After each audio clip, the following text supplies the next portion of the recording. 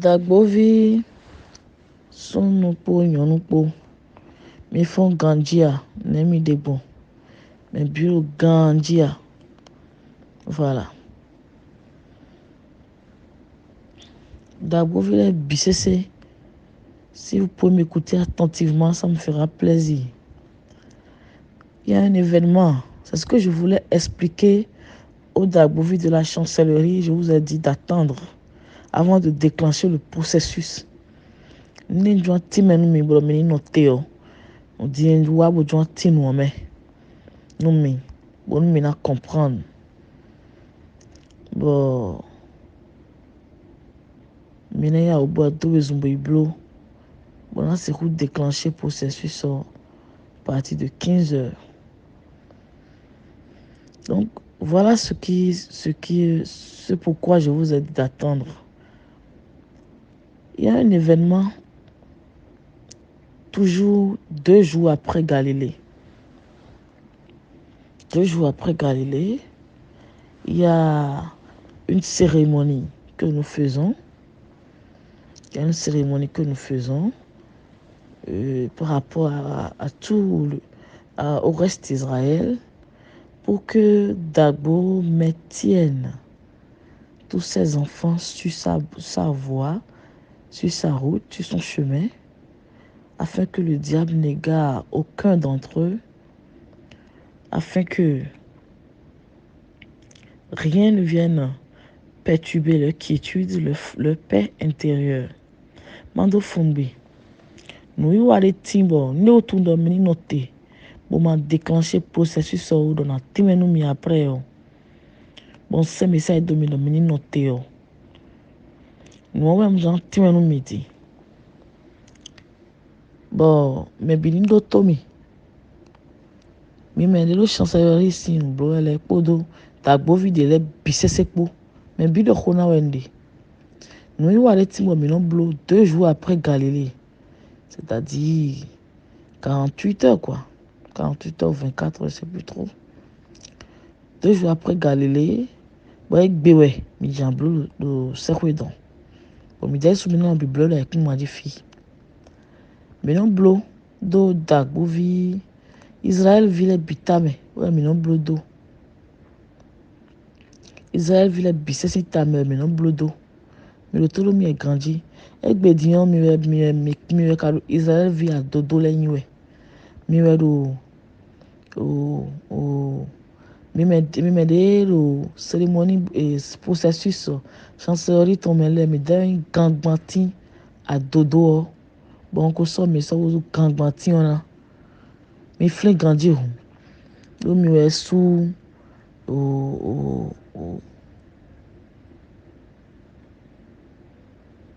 mais d'un payer à quoi de l'on payer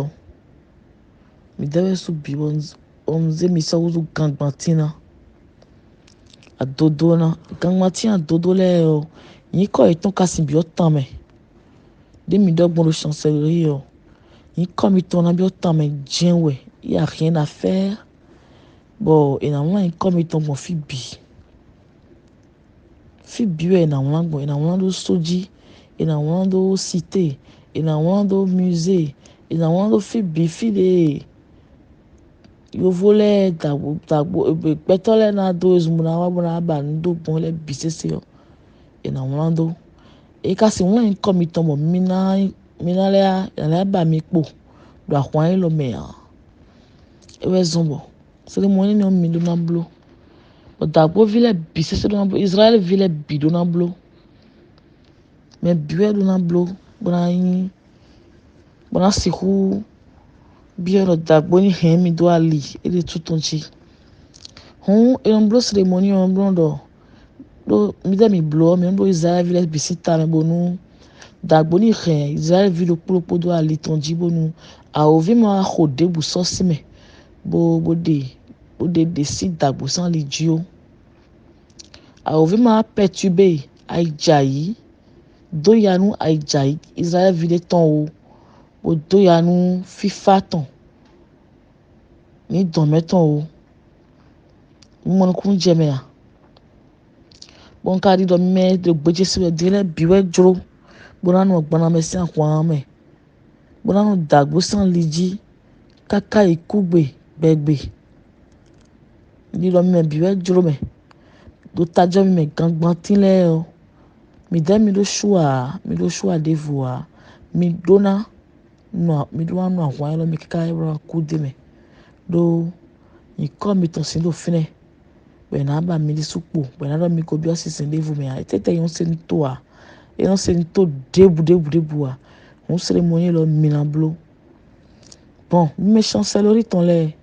mi me de ko processus jan kun nous te les mêlés. Mais 2012, le paroisse me dit, vous allez payer 9 000. Oui, vous allez payer 9 000. Vous allez prendre 6. Mais il y a Bazada Bouton, 6. Non, 7, s'il vous plaît, excusez-moi. 7. Mais il y a 7. Rapidement. Bon, on va regarder. Mina regarder. Bon, on va à Gonke. Mets-toi à Gonke si. Bon, on va lait de vache. Lait de vache, peut-être 2 litres. 2 litres. Bon. On va soucler. Écoutez-moi bien. Hein. Bon, minalo agbaza podo agonke okpo banze soucler ban kan soucler pe vile deji. Bonadu. Minalo minado. Kaka soy yomeo tagbu yen po vivier lo de sende do nu chemelo de cheta o vivi mon koto na no yen po tenti se me do che vivi na no mi tenti kaka mavo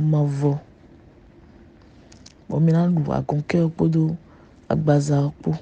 bura soucler pe na deji mi do fo minalo soucler do lait de vache o me lait de vache minalo de me bona ide nu do pa me bona un do tu bona sagmo tu bi mina huzu do tu bi bona do o soucler po le po nu vivi o supo no khado pe tok po do tokun po bini khami pe tok po tokun po bini khami bonu iye maka huzu ma uche gbede o il ma uzu ma uche bo ma ja isenji o ta bo ko lo giwe ma uche ko lo giwe na sen kaka so iku mi blofo mi na no te pele e na hudo mi o fo mi ale bi pa mo na un sidilo sin ya dilo po te kan po na le o mi le o fo mi na déclencher processus o voilà mi na ko gande mi le o gande mi le o mi na do plus 2h15 après o e ya mi na le o nu konton processus o sin o nu konton on a continué kaka bla yin gba o voilà maintenant par rapport nous me dagbo vide le bi pa o dagbo vide le bi sese pa ni do to mi dele o mina sous 1200 je pense oui 1200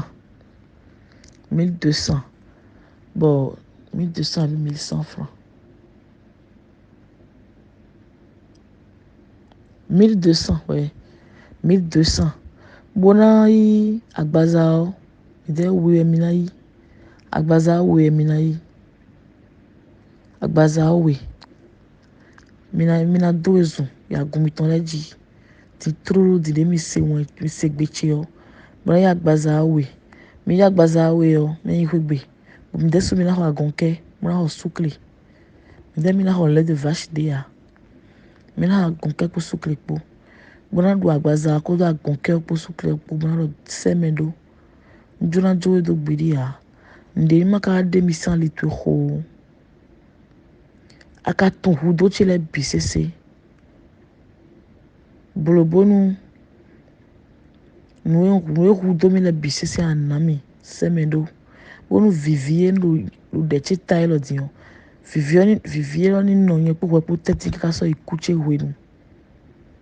Omina domo. Bon me demina du. Et nous BCC. Mais d'être un budget. Donc courez aller sur vos communautés. Dites-le de le budget c'est maintenant 12 000 à comiton les dit.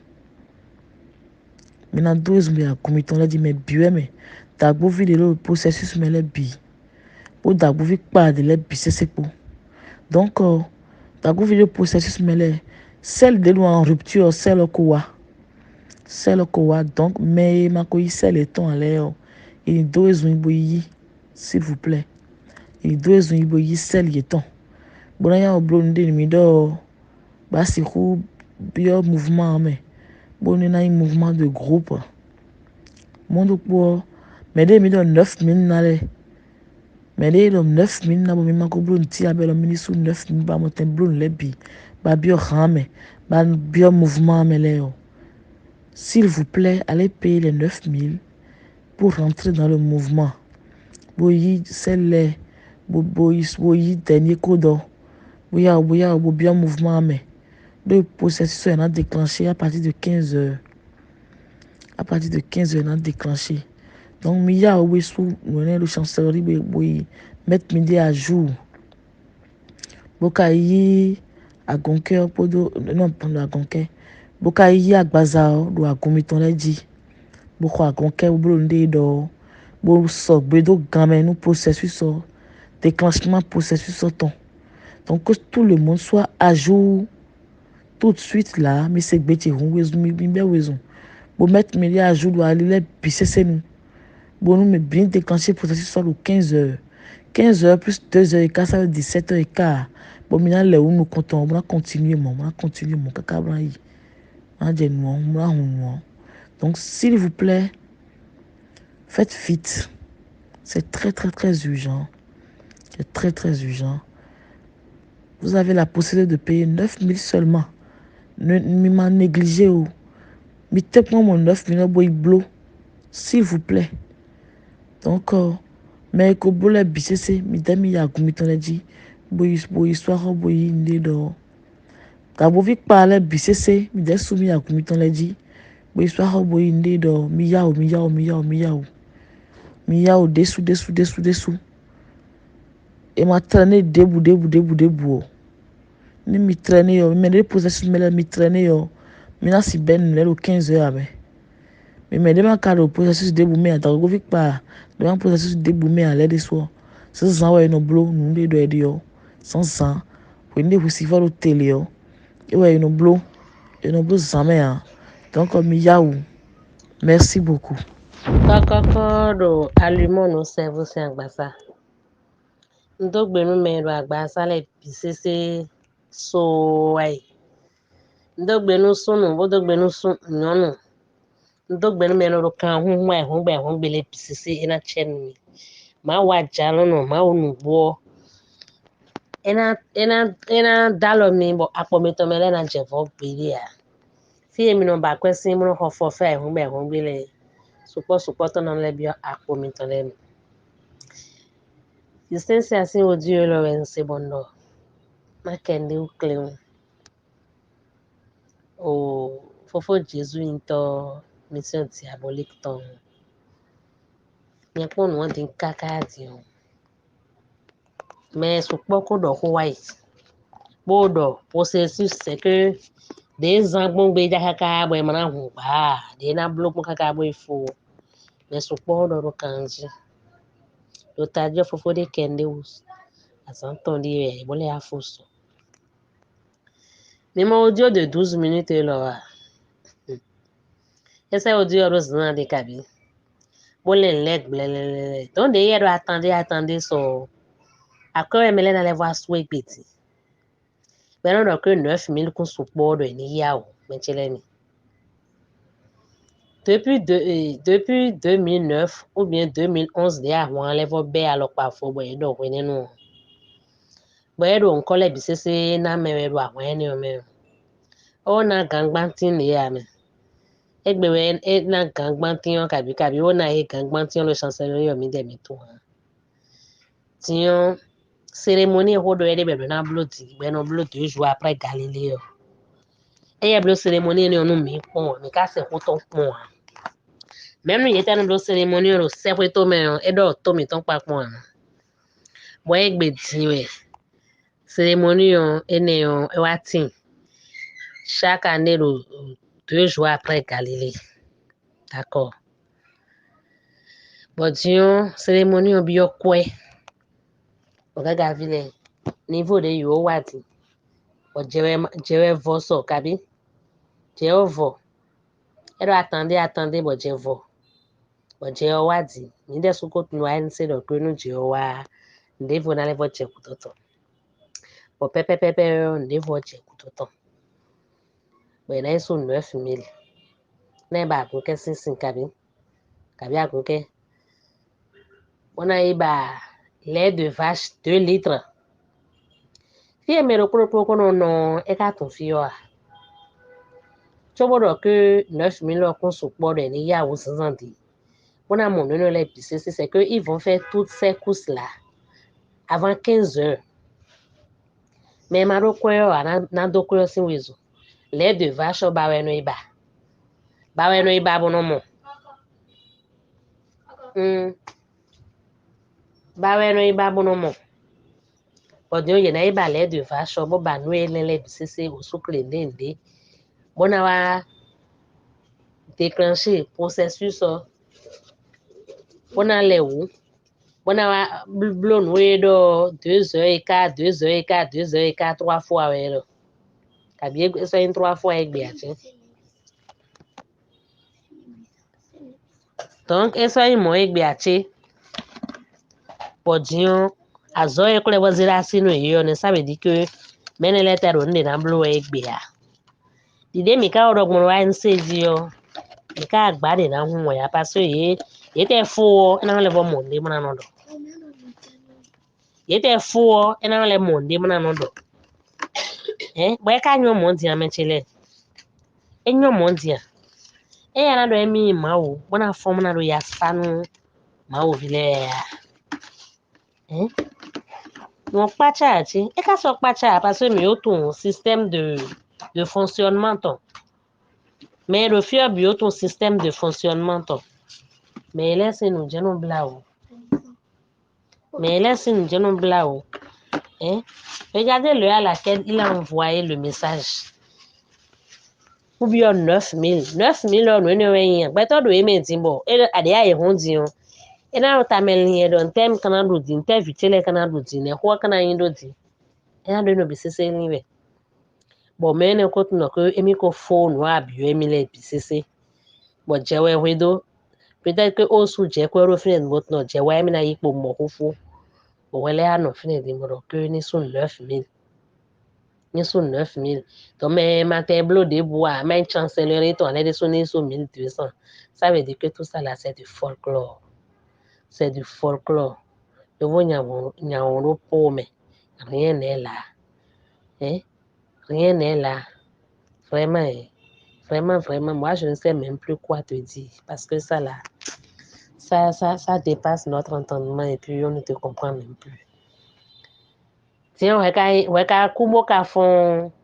amakara no kwi pere mi nse to no we kubo fon eyin o ama no kwi pere bojo gaga vile do ni gboje ya we o je we ya we jesu yin to de mo no kenu gidigidi ya jele ya fon gudo ko eji mo egbe dia ai fun manika vivi me no vivi town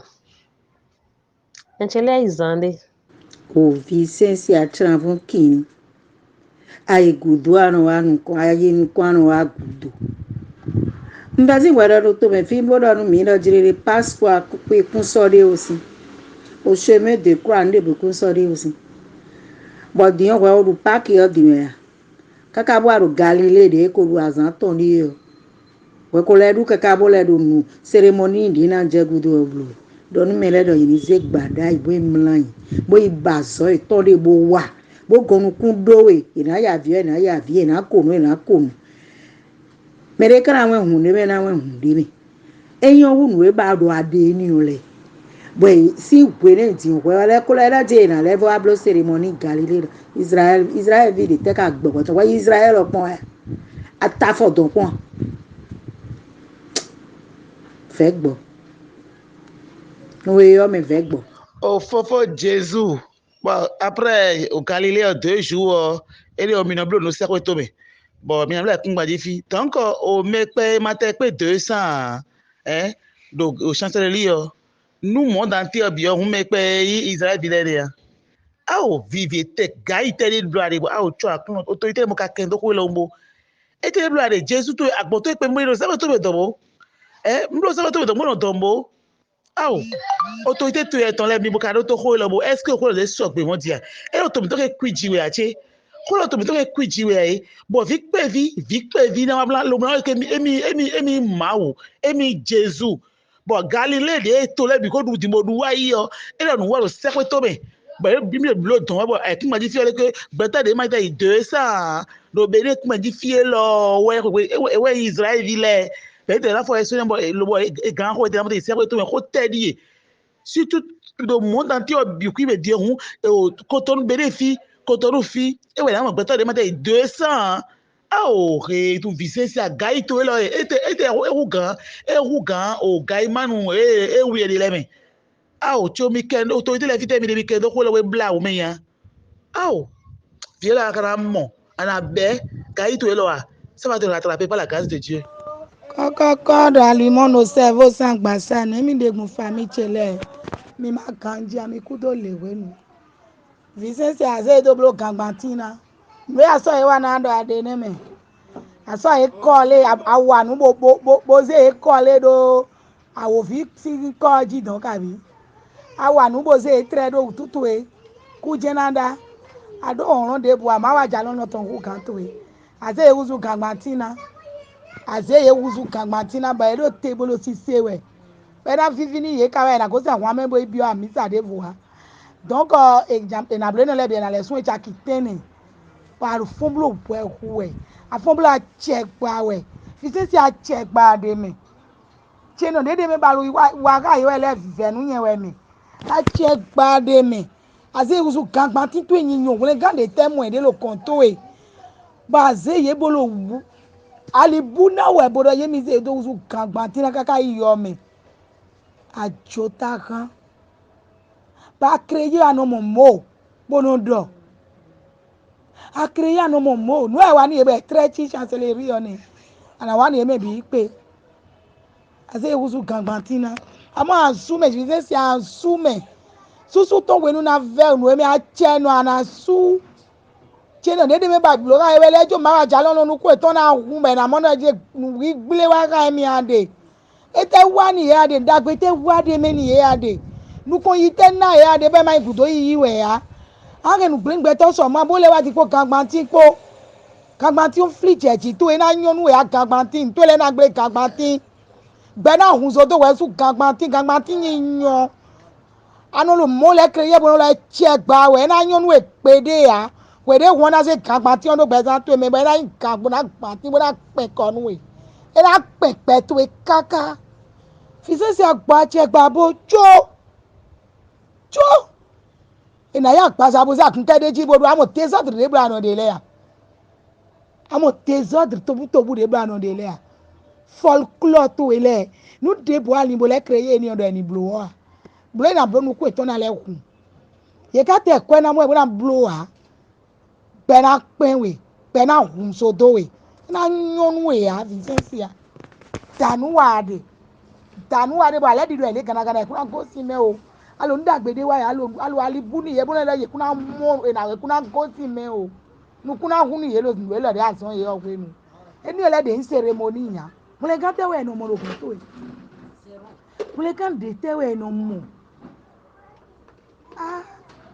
nu lo yun ame ilo yun ame ma wa ja lona aka mi mo e bro si se we me ado mi mo e bro si se me do de me de manu ka de me ni ado yi ye nu gbigble onkan ase do uzu gangbantin yan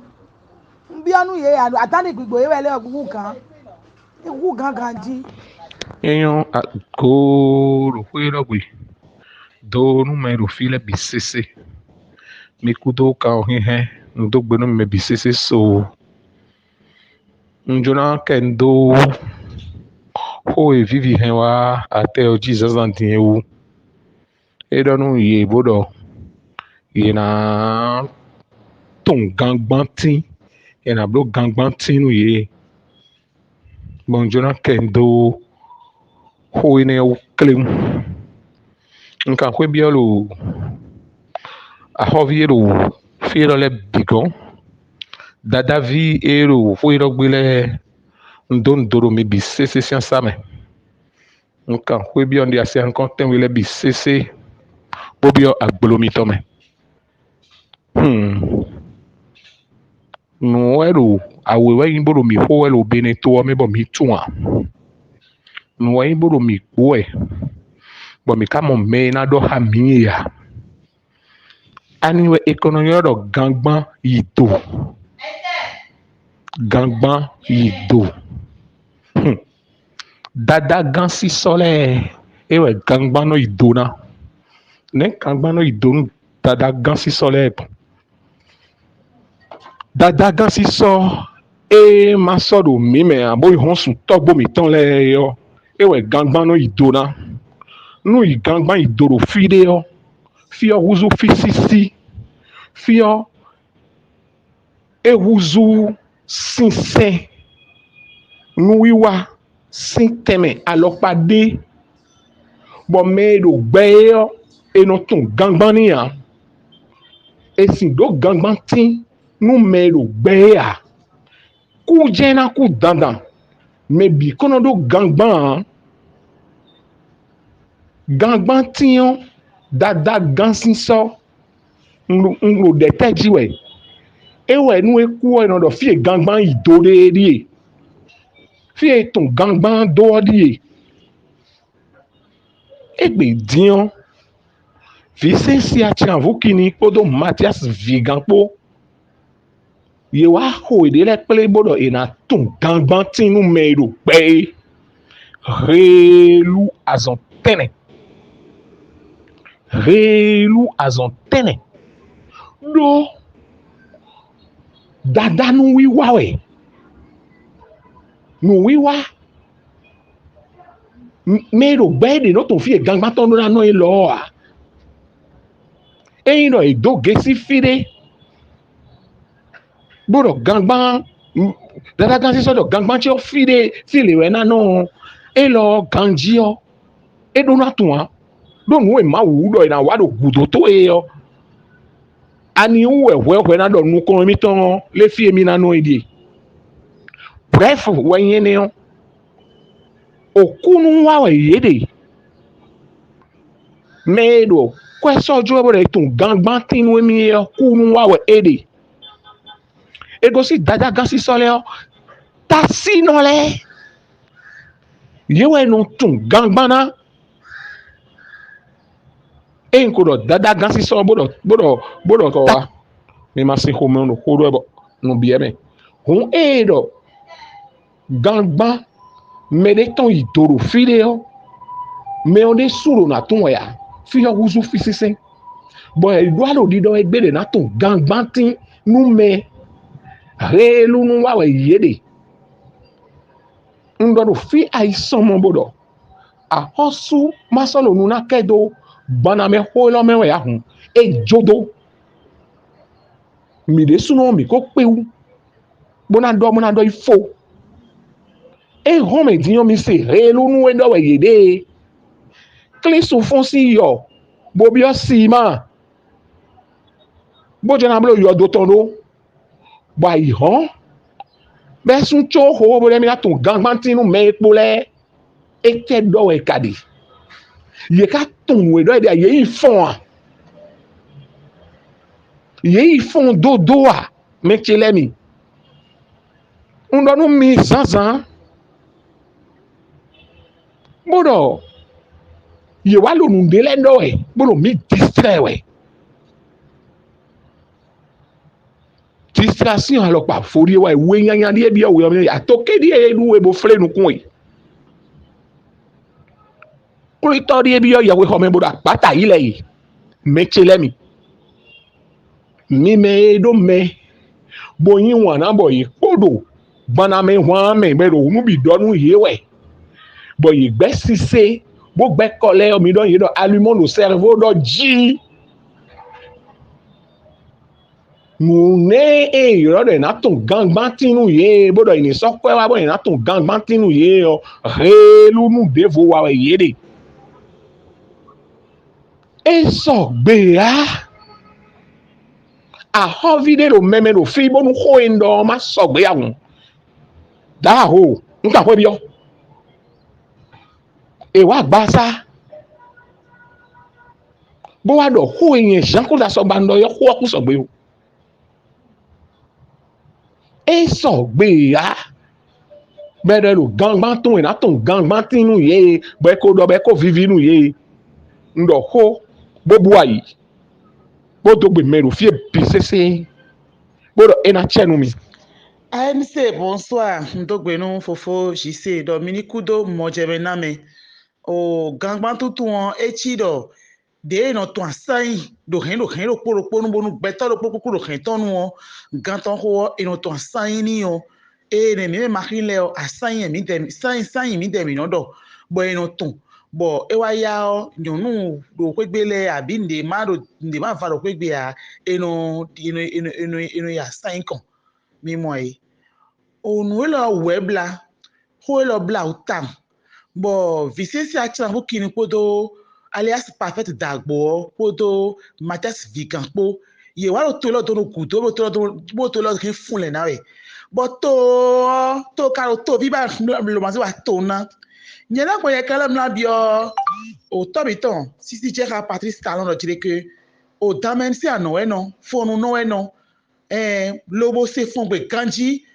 bot lobo tu fo kilo fo ben ganji ni kekle bo kendo ko lo me ho to ye to le ni kendo kekle bo kendo ko lo do fi ko lo Argentina yo atoke udu e bo lo fe ru kunu po we aro we lo bi o elo beto lo gbe be na ke na to asan yin to wa beto lo gbe be na ke na to asan yin to wa me lo don le no fi bi to ye yin si nu ele si won abodo ke lo no fi le ma voter ya to ga mo suru president ne e ma voter ya o député le mo si député ne e ma voter ya me ma si me ne ma voter délégué ma si délégué ne koi bo ho la mi do na kende wa ko ye bla o me to ga to ye bla o me ya kendo ho la o me beto lo gbele lo gba won to asan yin to mo vi se si apodo tira mo kini podo alias dagbo podo viga ma des podo gbolo e lo to lo jiwe bo no ver mi no ke to chewe bene to si dan ho me to zo ma do si ai kungbanji yo dada to e we se wo ko e lo ho na we me na ho e dai mo la ho kon to chi sole but to gan to le to podo to ku to le to ko e ma kendo ho lo wa mi kendo ko lo we blawo e blawo me relu ni vi se ta chira vo kini me relu ni vi ka Mathias me relu azon te we ni ye me e blawo me gbeto lo gbebo eno to asan yin to wa me Jésus de ka ku si de ka ku lo fo si o lo ko si me e lo to po gbele pon wa me e trote ho yin lo le e blawo mi kendo ko lo to gan to mi kendo ko lo to ku to mi kendo ko lo trop c'est trop e wa che ko me de ku lo fi o no fun o e wa che ko me de ku lo fi o no si je bleu f fi se ade bo ya cho to e wa je ko do mati po si a lo me no fun e wa je to no wa chi lo vi gan Mathias podo vi se si a chi na mo kini po si a lo me to o je no kwa bo ne ju e na to vi pe ku le se wa na e balawo e bla o men ka de joge to gan che yo nu e do ho le se we o mo ro ke na kenu do e no ba no ke me kwiji no ba bo na ke to ton kwiji lo we no e gan si po ton ji yo na ke to ton kwiji yo ni ro ke to gan to na ene gbe ton e bla o mi kekere wa ke ndo ko lo merci kọ́kọ́kọ́ do agbasa mi kudo hwenu emide fisensi achira vukini weje on to finu enwe fite akagbon bo e monukun je fonu le sin ceremony me so mo mechele mi ma mo dino jere ke figan Mathias yo vigan e wero donu nu lo le bisese a figan Mathias weme de na wa gbogbo na hu me le rupurupu esi nwe je ba we de e mai gbewe ye na no bona no la me sese bona fun gudo eji a e blawo ebla wo me tobu de mi ko huwe ne le di a che tobu ne le ro ko mi fi ne di o e o pe ai bo mi na le hu me tobu ne le di amo gbe kan bi o mi gbe na kan bi o mi me ye wa nde buru gbe mi fi o fi je yin no bo su bi mi na su ano fi ne bo do je ke e mo se mo no se hwe wa mo nu kun je se hwe o we a abi o se hwe sin fo me pon a fun ji ma pon e mo se mo no se hwe de no blo gbon don wa bo ati menu mi empoli brigand Oje na de vivi blo yo ekle jire ke epo mati poropo ekle de epo mati ko honjo de suka honjo mati do a blado yi do vivi ko ro kwe ni na to mo nkan to vivi do kwe mo nkan to a vivi do kwe de na to hwe do me si ho mi ton bla to igro ndi ya sai be ro tun nde gango me no tun dada le ho me o vivi ko ro kwe mo nkan to a e o mati we do le do ni we mati we le do ni e me ina pa mati adofile bwana pa mati asvega helu we cheki lo helu no azantene o visita chavo kini alias parfait dagbo cheki lo helu no azantewe nundi anle bra bro mele o wepo viga mati asopo mi wena kusa sei be na tun mi wena kusu gangba be na turo ma pero sin come do memeton le o mi lo tewe kan funda konta nu ye ya mina eronko mo ta vi me ya mi koto ye pe bo du ye pe bo hu ye pe bo nu hu eton pe o ta fu ye pe blo e ton san ye ton an o gbede pon o eronko mo ta vi me ya mi de su me wele o podo ku kan mi to ru ko ha mi le po mi me ne le po me complice mi dans le po mi we na hu so asen me na tun do ma wi ma mo sin come e jo ma bra kan to ma isaac ma ja ton ma we kunle isaac si kan mo gbe nu mo bo ma we da che ku so bo da kuma bo da fu la come to da bo mi o mi e lo du to we o bo mi ru ma we o mi dele asen we na turo ya mi to ma we sin come e che no Tada me do ho e jijan bo vivi desu ho dragbe desu mi do e bi o tamelini to vi ma ro ganjia to si ro ganjia to vi ma ka jijan ya to si jijan ya to vi ma yi me kon to si yi nu kon bo to vi ro po to ro po do peto na bi ro gosi beto ro po gesi khomeo bisu kha maha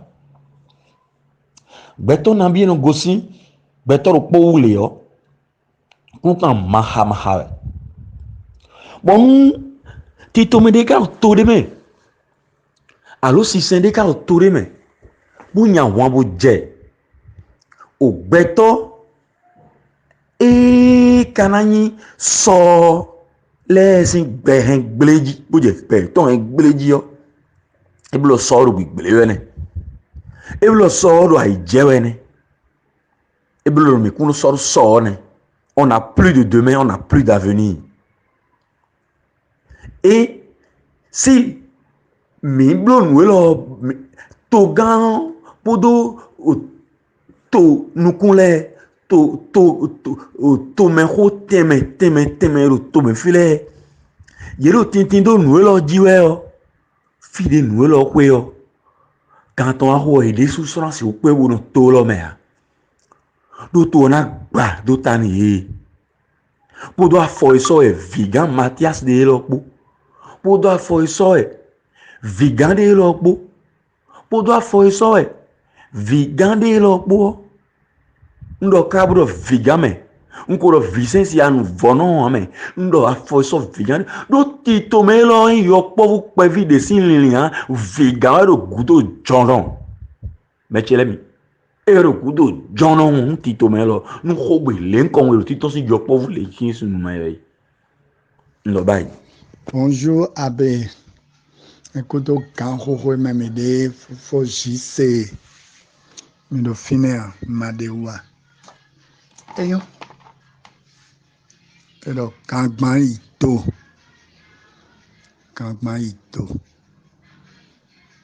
so esin foforo handilenu lo e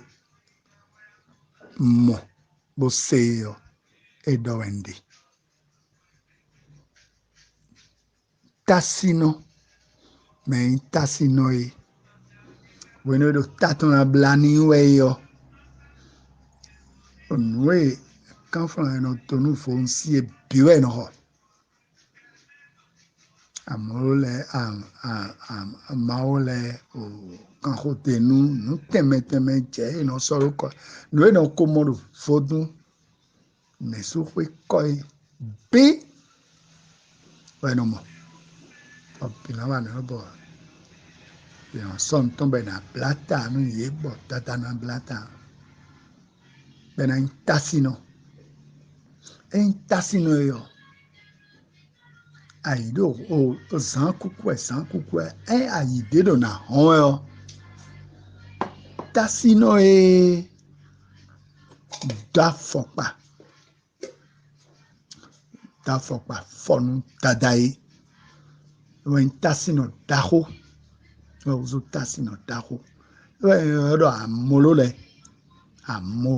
lo de eye je no to kanpan to na kan kanpan ito ego si fie yo no teme nele o biwe no le sopi bino ito de no na ketea no wanton taji leo biwe no ito de no na kete bonu me de no soa no ekpo bena so jene ko yin kan fifen no blo no ceinture don we no blo to tai enewe no asodo te no so to no viton devo ina no teton me donc gangban ito ne no ekoyin ujonton kete bien eron blo boy newe no ito wa chubo ba no ito enewe gangban ito wa mon kunje me lo e ngodo ekoyin we do verite o nkun wa no e ren na le cambio bon eko na jeji o mina so miton de me mina so tere miton de me e mon kunje wo enendone e on merci jise e zande alen gbon on do sa do mi o jise hoto en se utalo hodime o mi fonto me o e ton gangban me o me ko en ton gangbana de lia dogmo yi bo ko do gangbaton do fonto me bo fi ton gangban do yo me no sagbere a ena da kuma sakaka fi ne no sagbere a business ya ne ka kite bo ja gangban to me ro gbelewe ne ni ma mo jimele nu wa me we ya ni blano we ya bo e ka tun an be na gugo ye bo na ton gangban nu ye parce que e do me ji ye ni ze mi ton ada mi ton de mi le mi yen bo lo khia be khu be akon o neto yo o fe sin do comprendre wa abi yo boni fin deji boyan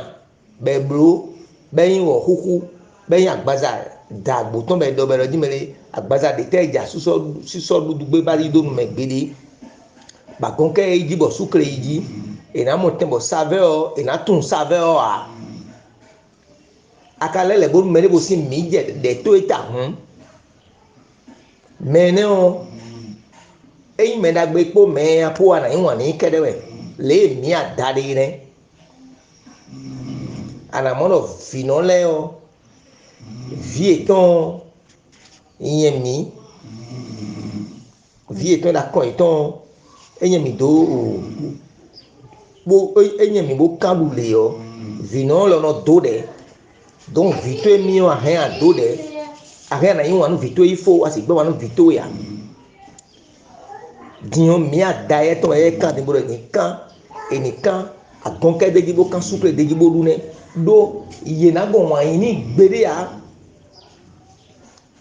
bo yele so na chepe de nu akanu ne do nu bodu yo nu de akan do nu bodo le yo le ra mogbon ne do meji na sen we tegbe kaka so yi na yin wa nu we tegbe kaka so yi ma mo roji mele nu wa me wa bene ya akwedo ado poro o gbadi mebe o na iwe ya beto ma ito san ile de ipo yo e na bugo e dele do fine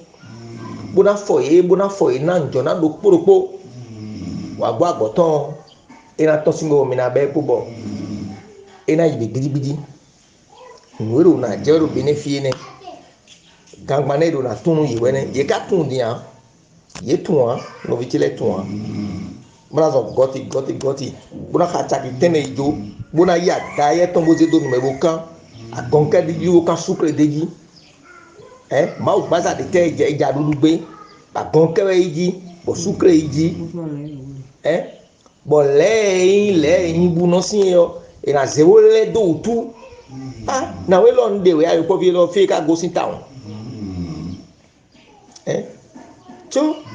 bo gouverneur me ton le jero no kede me ya ejo ngi ni dodo amo me tun ojo me le gbero to na go bo do deji wen ANC ton dodo dandan yo ko vio dabo bulu et so in beto anwan monwe celle-là c'est une aliénée mentale de quand desi to me bozedo jacob e glo bedo no dossier ro gbe fibro no dossier we lo glo fi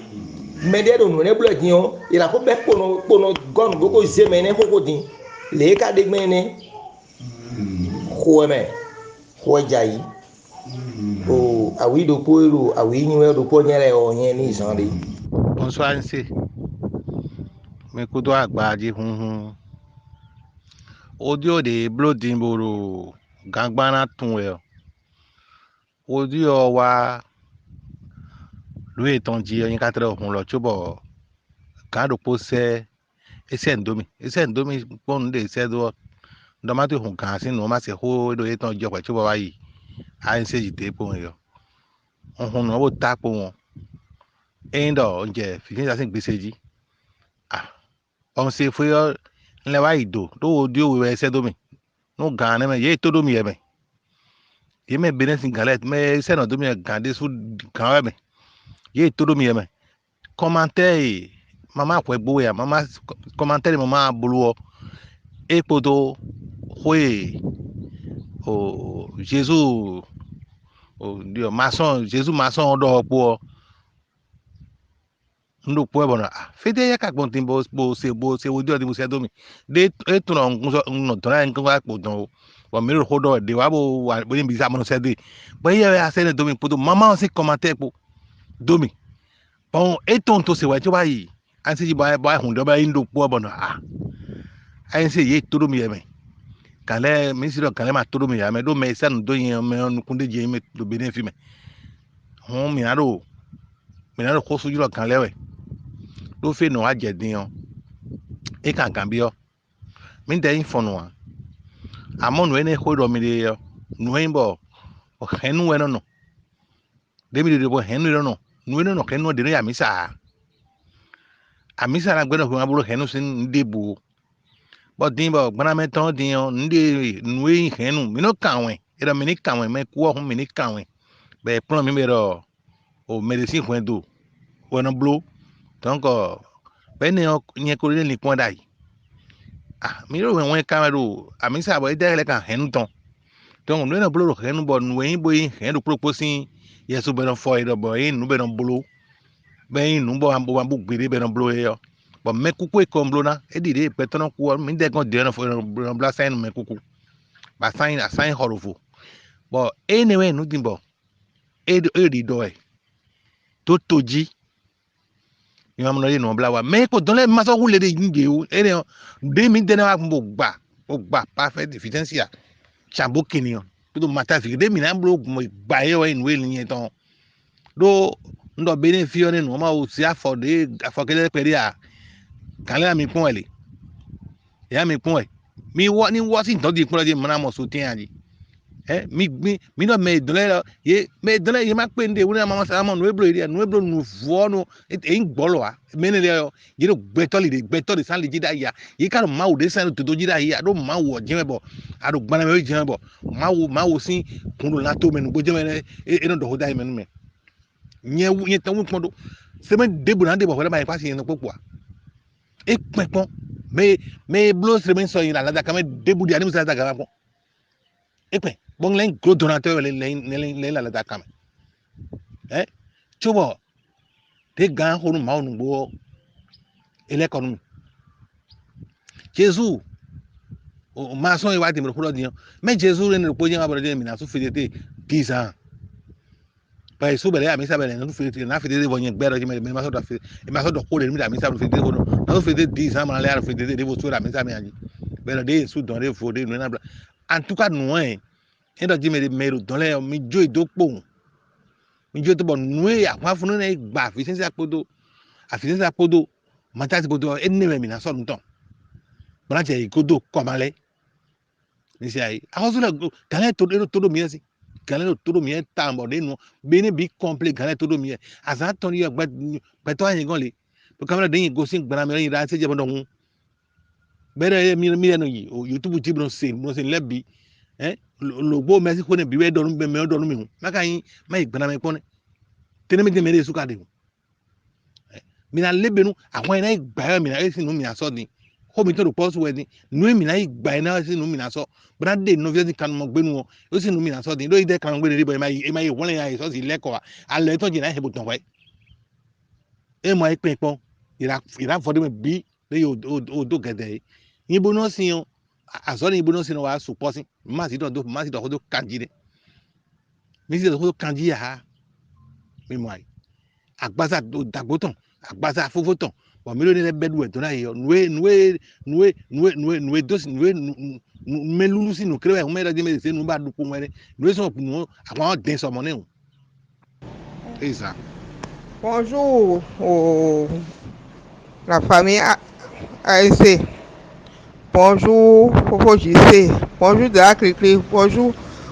de la Cloclo. Bonjour de la Dero. Fofo Dieu bi. Fofo de Fofo Dieu bi. Bonjour.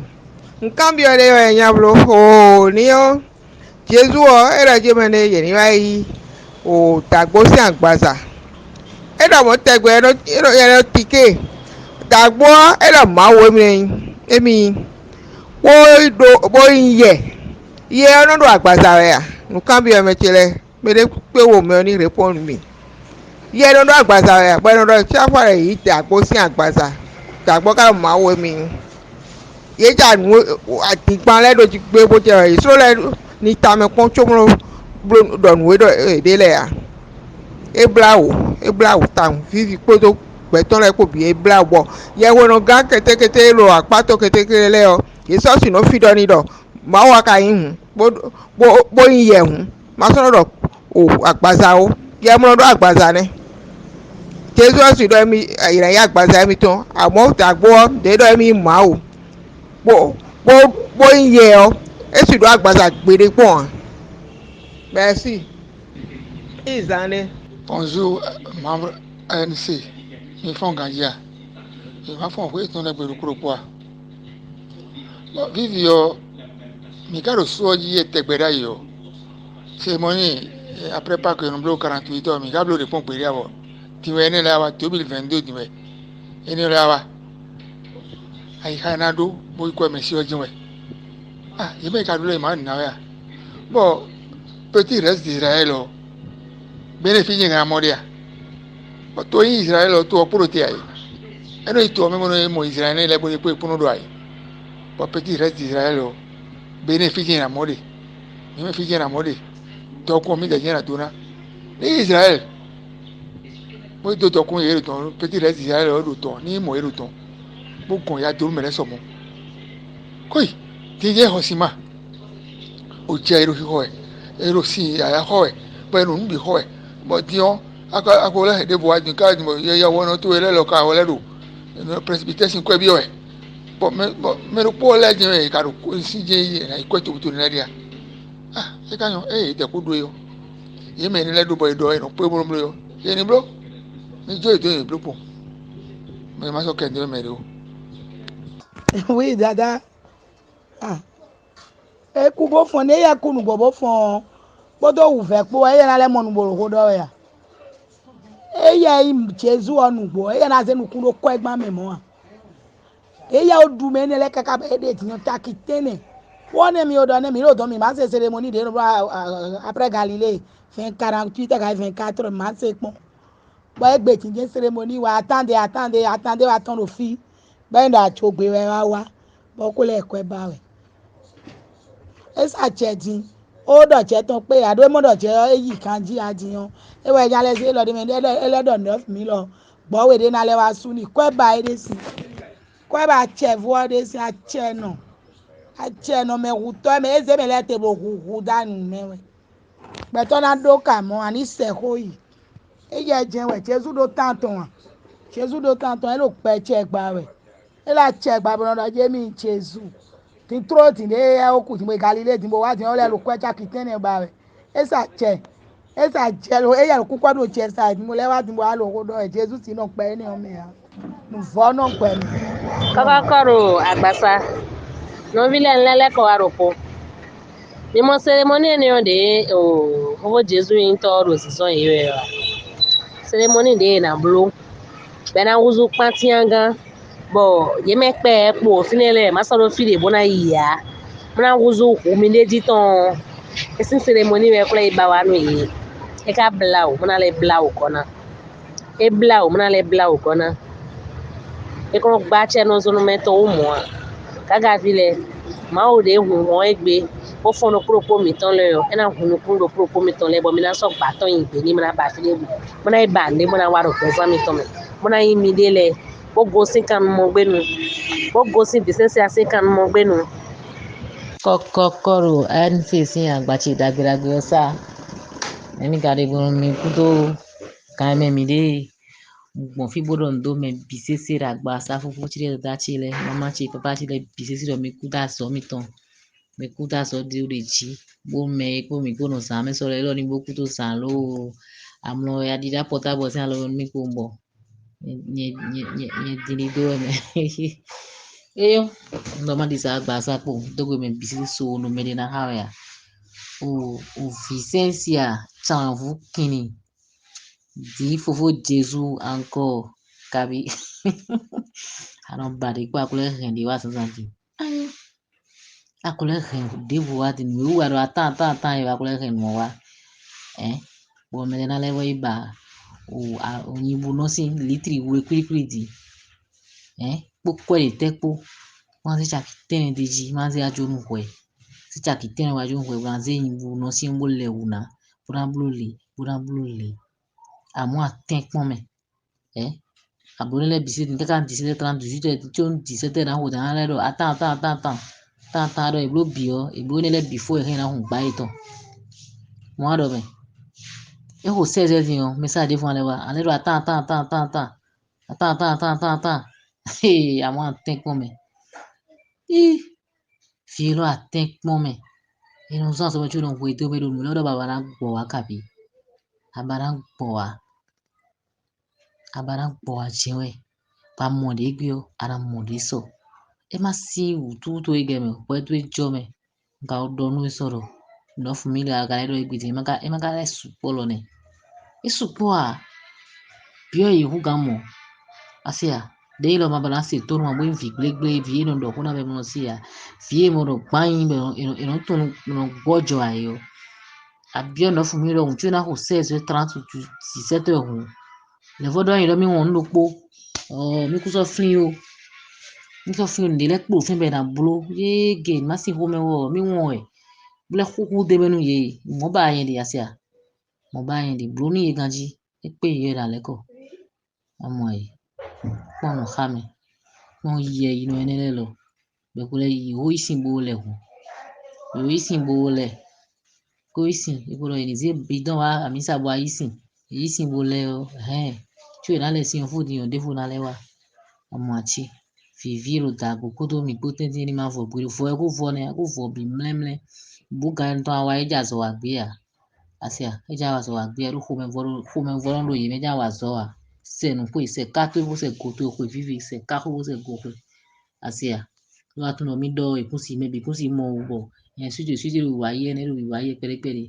ipora situ na mo ere ko Coca-Cola ANC. Bonjour, mechele foko te da kolem bim ma fwa. Dada long tala hotweji. Adoto audio sin début o. Fide fini o. Nton français gwe kabe ntonu.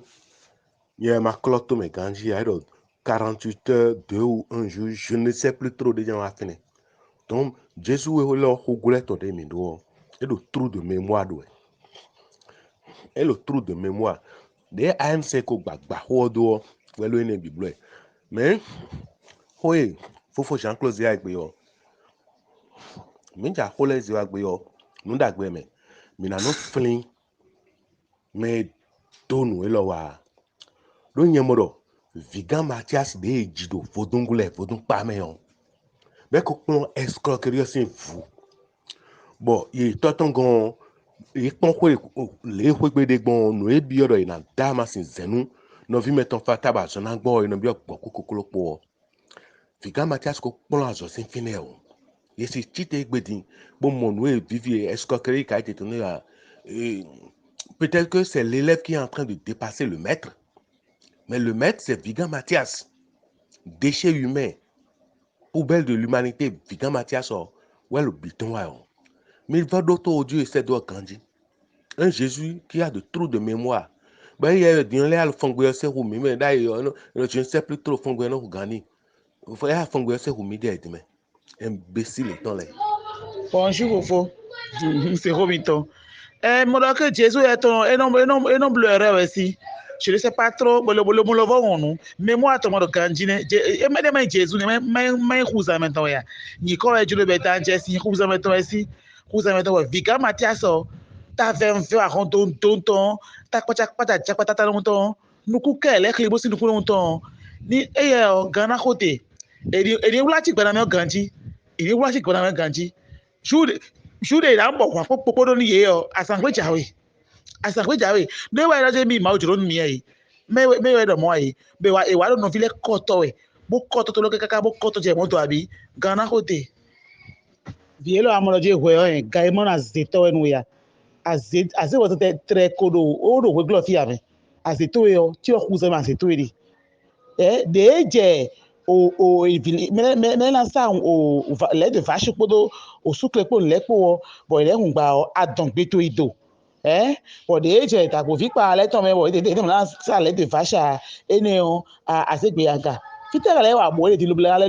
to bla le vo lu to vito eton ja kun a o che bla o me yan ka be so lon to mo ga je we bo ya ni me jiro ma wo so na je we efficiency a so na je ko bona fufu lan to ebi ku lóòrùn ìlú àdé lobo tó filẹ̀ kọ́ tọ̀wọ̀ ẹ lọ ẹ bla quoi de me ma de film la kenu a ma usi ko bla jeti to so na jewe fi lọ e juro ma pe ko fo de hun ti oto nu bo de akole wa bulo je ke eni ta po si agbasa be ri du be lo be ni bro ri ti e lo e ri da ri ti e mo ko to blo wa ti mo mo ko e o be bolo be plon bo e ma plon enu wiwa ba ma je no to do no gbe bonu bo plon enu wiwa bo na to gbe to ji amu ba ke bo mu wa nu ba ke we ya but na escrow ke mele we o so we na jewe e kuma na ke la mi we ya ana ku girigiri ame ana segbe ove e ya ro ko odi le wa ran se ojo le ji ma pon amodo go jaguda enu ya Jesus jaguda amonu no jiro ko no jiro ba aze mejemesi nko me da ko se nko bo lo won dara le wa que s'il vous plaît les payer 9 000 francs amo Jesus we ton 9 000 là Jesus ku za mento atu 9 000 a o deko anabe where anabe o ku ka to bi na be fabi chira mo kini o bi na be de dele lo le bi se toju lo bo ye ma so dénoncer we ya be viri ye bo anoko moto ye lo mo na ye ko be o du ye bi na be ndo are jine ya vi we yan agbote ila bo no to je wa yi le pon te wo ko wa puri chinu to lo mais ai hon bena cambio we no gbota boy fit ma te cambio we ya ma fofo e si nko ase ko na we e na cambio we akulo ko da le to bi me e ko da le to bi ku boko ti détruire aton ça le dion e na wuli so to we chi ma fon tata che ni afon bon mi fon ganji a mi to pe re a wọ́n tí àzátúndé ń kó wá nù ọ̀jí sọ mọ̀tá àdébò àsútù mẹ́mi tọ́lẹ́dọ̀ ní bílá ilẹ̀ ọ́ àzọ́ ní kò gán máa ò mọ̀jẹ́ àdéhùn káká àáyẹ bò wáyé káká bọ̀ sàn kú ní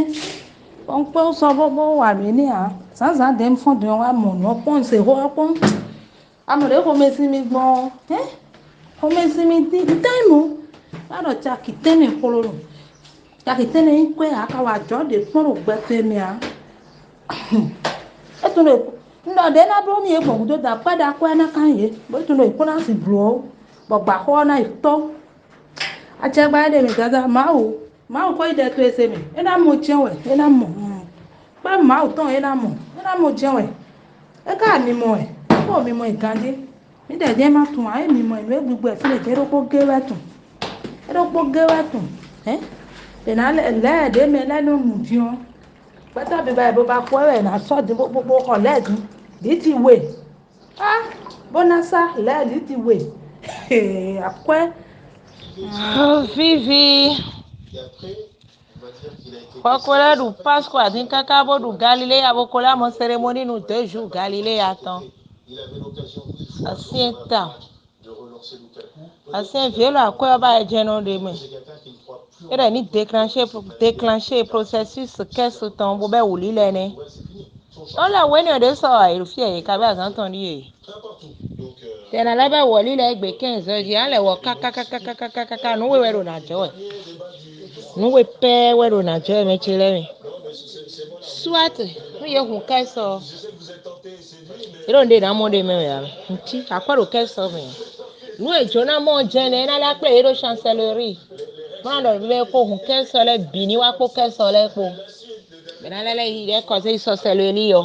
Ko ken sole ko. Arrivé là-bas.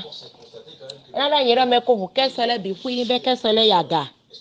Bo ken sole no nouveau. Oni ni be yaga bo hwan lo iton le do nouveau.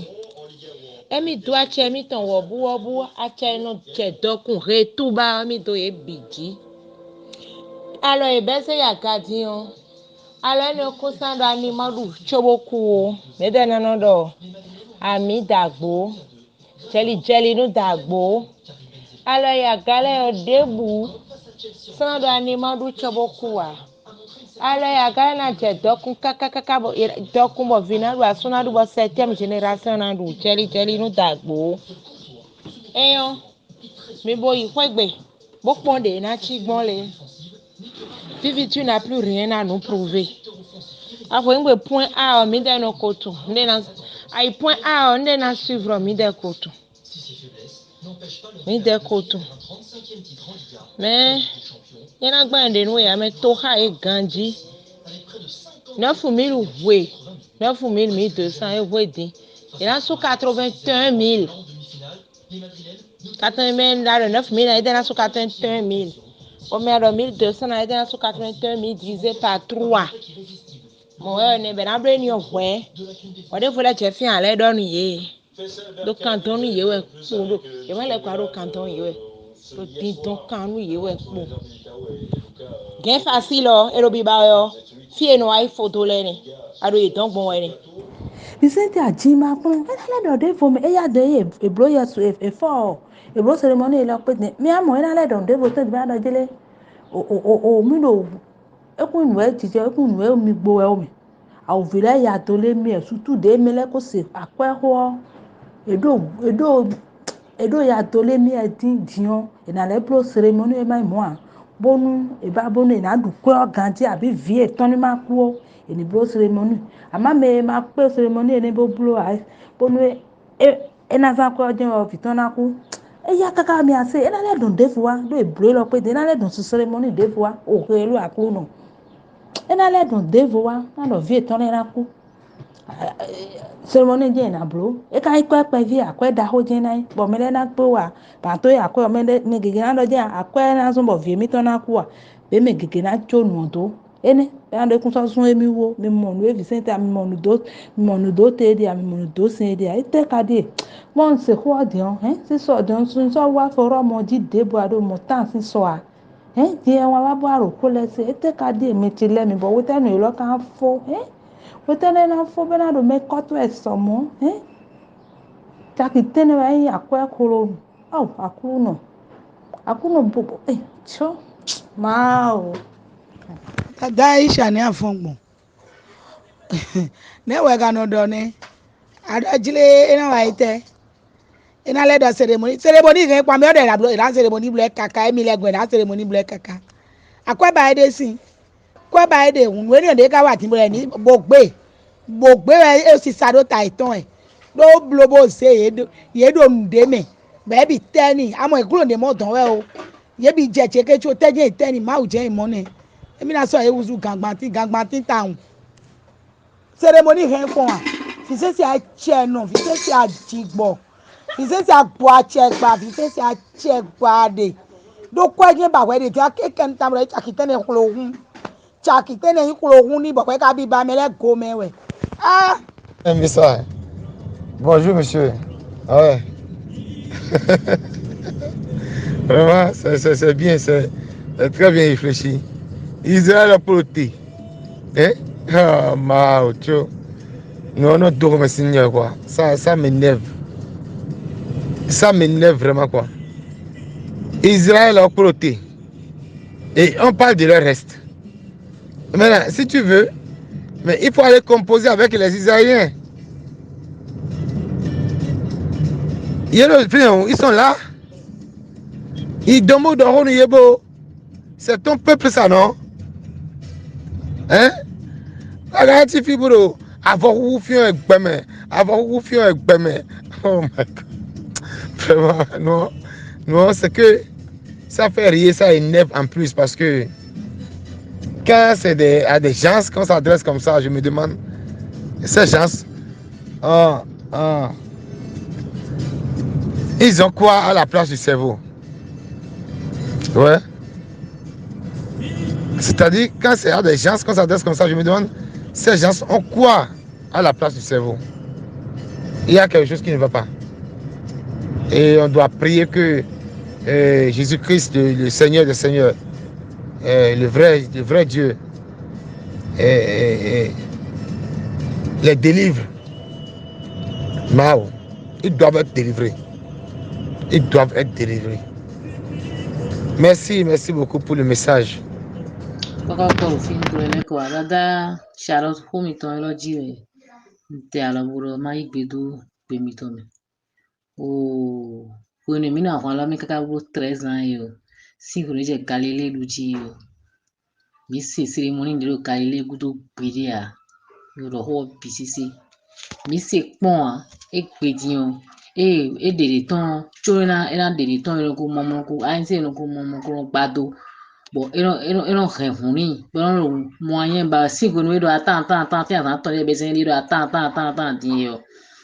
Mais dire, la fin, oui, attends, dire, et bata, mais kaka, ba, de, pela, meni, loyo. Fina blay, loyo, à mon côté, bois, dido, et dit. Bodo, dire, mise, ouzo, kangmanti. Ete nde budo ite kuna gosi an halo me biru kuna gosi an misare no bio devu me ni mo gosi devu no bio devu me ande ite so tan cho club we to wa yo me na gosi ekis catholic me bona wa me na gosi gbo mojo gbo to wa me na gosi sinsen bo jo sinsen to wa me na gosi vodu me pojo vodu to vodu si ndende no le bina wa mi mo me lo le di yo no egbe ton di yo iresu kutu no egbe ton wa ho do iresu de iresu kro ho won pon ho do est-ce que ka je to me na yon sento aji ai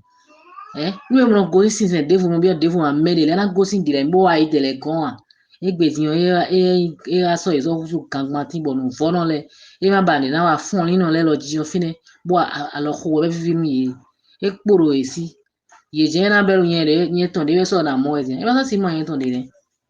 eso si mo yen ton de ya comme le fata ba e no ton kon bodo mero an si we me anu ye miero ali sudo ye mabaro ye ni hun pa mo kwere me fisensi a ite ga do kwero pa me kwero ye si do ti me dale ado o pesivite si kwe bio e di ma lo je ni lejo mi de do kwera na me we bo kwere na me gbe mi jam de si no pon kwere mo za o mi le bio me lo ni so wa koi e o do ho to kuno sin to na ri ba ho me to kuno sin ho to na ri ba ho mi na hwala me gbogbo mi se cérémonie nenu Galilée après Galilée pon gbedi ame e wa igbedi imoy e wa igbedi eso e wuzu kangmanti so e wuzu ntemetemele be na egbe kan ho lo me ti de akofulu ye bo kwere ma so re si ti anpo e na su no fu me cha pona ho le litriwe yin bu no sin litriwe pona ho agonke pona dupa agbaza Jesus ton dagbe we si wa ehun e dana we awon so atun fun Jesus ko me sin Jesus we ayin bo mi no ma en bo nu keke wa mi aka na do mo egbe si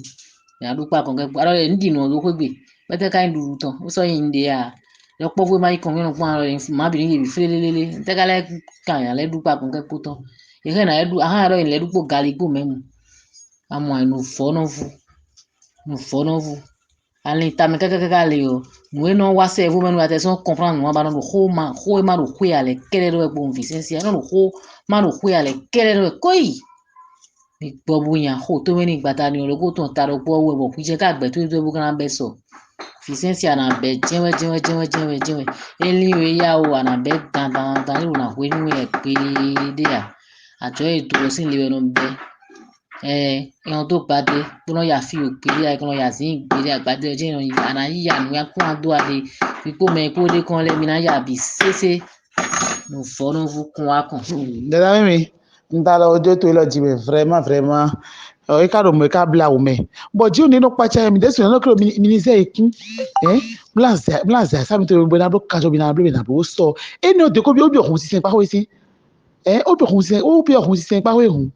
vraiment awo la fi la péché ẹ tẹ yé lọ mo nínú pàṣẹ yẹ bọ ẹ dọ̀nù lẹ́nu mi dẹsọ mi sọ̀rọ̀ ní pọ̀pẹ́ rí àṣẹ mo bí wọn pọ̀ ń wo sáà mọ̀ ẹ́ à no yeto couple de bon no to bizarre ni le joro me wuri le ho edo pumbo couple de mi le etagbe mi le taye mi di aji mi le mi ko e bo kono ko e o bo diyan mi se ko e do ma bi apasa me bo mi wa be ko la je le ke le ina le o e ti mi le o bizarre o fini pa je de mi le pe de do eni o je go se pa si to po fi to bi o le vo li le to mo che le boy c'est église catholique et pour église évangélique c'est ça était oui que toi bien mais elumi ta c'est blanc ça va payer oui fofo Richard mi de go fofo tó lè woni fo mi ton se won ta lo jiro mai gbe nu mi o singo ne mi bio àwọn elo mi di mi se mo nǹkan ton lè pon me din we wa kwa nouveau programme we wa we go e ka si Galilea isi Israel boy bro don ele tutun e don tu de na dero menela yana huntin comme bene ka fayo e moro mi ngbo wa no bene wo koto be nu ale pede o koto be nu ale fo de ale je to re fo me ale je to e fa pede di bene tutoro hun yo ale je to o meton ton fi e ma wo mo na sagbazari bo fi fiton wa so de yo e ma bara no fine bo fi we po fi o ko na no yo ko e ton jo ni de wo me lo suso jo le mi ando esin hwe de we ton e wo e ma so jo aro yen ku mi gbo so de se jo e dian ye ni de wo e chi kon ye na leko e du bi vo chen won me no yan nu ye le nu ye ma so yan de nu ye ya abi de ron blogun no mo nu ye ma so mi mo ya me na do ho nu ye tu ye na leko yen do hu ame ton esi de me ako me jo e do e fo fi de egbon fi oyin ni wa ye ni ye ni zon mi de ku to e ton. Kakakoro Alimon Osevo. Bonsoir tout le monde sur le forum. Jeune fille de 22 ans, m'talo home theology. Ay kusi kwa wense bo, jenu jin mi bondo makendo gbemi. Je sais c'est elu meme, elu mi bo. Mi men ka ato si medinle ay ha mi tono monu wele no se. Ni par exemple ay ha che no monu. Bon se audio le bo wa hube no akambio endido. Ma unu boje nka kwedo ma unu boje kana no so me aso elole ya pono no kwacha mi pono ado kaka we de masin do dagbo vi we go pa e na we kun di nu ado kaka ni gbono do ma we ka do kusin fide je kana fodo ai kun se ho lo bo mi so ai kun boli be wuzo ni fi be do mi ni ko lam yoyo po ze asa no aton we je chubo ze asa c'est que nyonye no simblo ndele ya nkodo fo wa moji pon e fa chobo nze lamle bo ze asale c'est que mblo no konton po khensi po esen le blo e go po khensi po esen le blo aton go po khensi po esen c'est que e do e blo no hun ton e en blo ai kun mona sade me atano po khensi do po e we mblo moton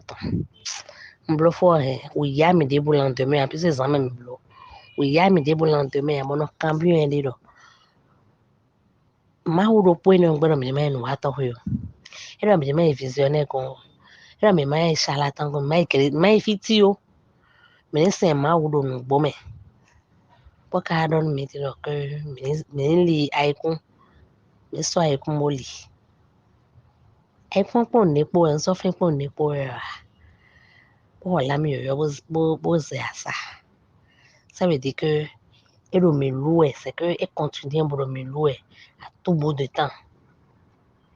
Bon, comme moi, ouais, mais frère de bodo était vers ouais, mais non tout cas. Hein? Devenez et déboyer bloro, c'est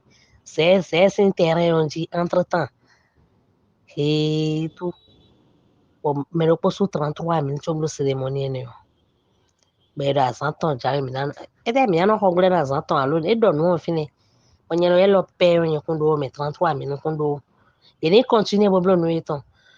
Bon, il y a eu un câble. On a blanc en budget. 33 000, mais n'habite sous 33 000. Je suis un fils de 22 ans. Mais n'habite soir. Et au 18 heures, et là, même, à droite, elle est descendue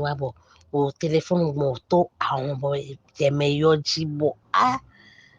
Bon, il y a mis bon, non, qu'on doit, non, qu'on j'arrive. Il y a mis un câble, mais ton grand-mère, il y a un photo noir. On gosse un coton pour zémer jambon à 23 heures. Oui, donc. Oui, il photo. Vous offrez photo à 5 heures. Bon, il y a un mais rosin. Non, il y a un bizarre. Bon, mais rosin. Bon, il y a un des fins, c'est bizarre, des fins. Boto les words, des ton way. Moi, ben, des couleurs au sommet. Bon, après, mi ton les bé. Ben, il y a un baro. C'est que, un baro, tossisato. Alors, fite. Amasin blue, amado tosisalo, amado fini ansin baro de doa. Ana no hotobe. Mna yelo incantation le. Mna zeze. Pour non bisese pour mna zeze comme jo. Bon, il s'est plaqué ne pour poser mes jampo. Plein les cositon. Boire il fait 1h du matin, 1h ou 2h moins. Bon, les annoncer no pour cérémonie de Hossa. O base no Hossa. Den base on goudon no dormi de loe. A Mauro Poussin. Je vous jure. A Mauro Poussin. O tient 33 000, le 15 mais 33 000. Ben, toi, il y a surtout Kakana Koulé. Kakana Koulé. Ok, tout. Il y a sous 33 000, mais à mon zémi, il y a des non mais c'est que, et tu dis non sata, quoi, mais mon zé, aliéné, ben, c'est un clou kakaziya. Puis, tu sais, camion, les titans, les routiers, ouais. Bon, non, c'est mi janji après 0 heure. Bode kaka white chair. Carrefour zé autant. Wa monta bo vile be de he moto. Pro no ko la li auto be de wa se mi no moto me bo mi do yi. Bo le mo me be ze mi wa li auto. Bo le adu keke san me bo do wa pe. E mo no eto no e television a de no e ze bien se do sina we de. Si un pwene no a. Ai ha enton ko gan ho en depuis 2019. Comment on nous boit quand on connaît ton raison mais ya ho mi ton si me pe. Oh, koko do noviti le si agbasa agbachi dagbe lo sa le mono servo si agbasa. Ene mi ma mo nu de ko le henwaya. Oyege nya gbero toni jete ozi hon ton so sokhle. Yo po vi Vicencia lo me pedi podu agba ton jiro don yo. E try hanu ye biro. Fine dio miwe yen. Boze mion bodo blo bodo agbaza dagboton. Ben na se mion bodo adu mi mere voton c'est fini pour toi. Adu wa in me we kakadoku. Je on est blou neme. Je on est blou neme. Bojo atrenu ye bodo je in cérémonie ne we na blou amoro jimeli jo povilo ta hoto ya. Mi don me mi tolero jimeli yini ma yi nuene obodu de o me. Ye duo ira chepe desu araja ma osengbe maroji mele emi brole emi na mo keka iba mais ça dit je n'ai pas compris ma o de te no dakpa na we apa don ma we chuo se ma o o cha ho nya no vichi a nsi gbe vilemi mi kekre bon mi do mede o fide mi na do en gbon mi do en gbon bro yiri ma bro gbede o no ne do gba ho de me a ejo atre cerveau eto ejo atre bi ejo atre bi po super gri on e ko zenu ye bro hodo ene me gangba joto yo po vie o e ton so en guy manu amen so e guy girl amen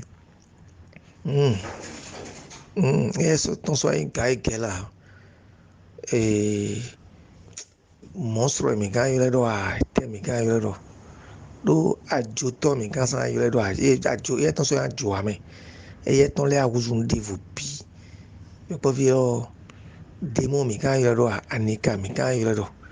parce que ayi de hɔn bɛ ba de kpo gbedi a ɛnɔ dɔ tiɲɛ wɛ ɛnɔ mɔmɔ dɔ tiɲɛ wɛ fi yɛ jɛnɛ baasi yɛ mɛ devo tun wa tso bayina nu ti mana se au lait de vache nyibu no si ne di ba kondo utu bona do je mele bona check pe yide so na no check pe yide le mi don mele me do yo po vene o hunta du bi but no me pe po yo mi na google e base so do na njona e mi na google e ba do na njona e ko blo no boko ta mi se bi boko nyemi boko blo no e jole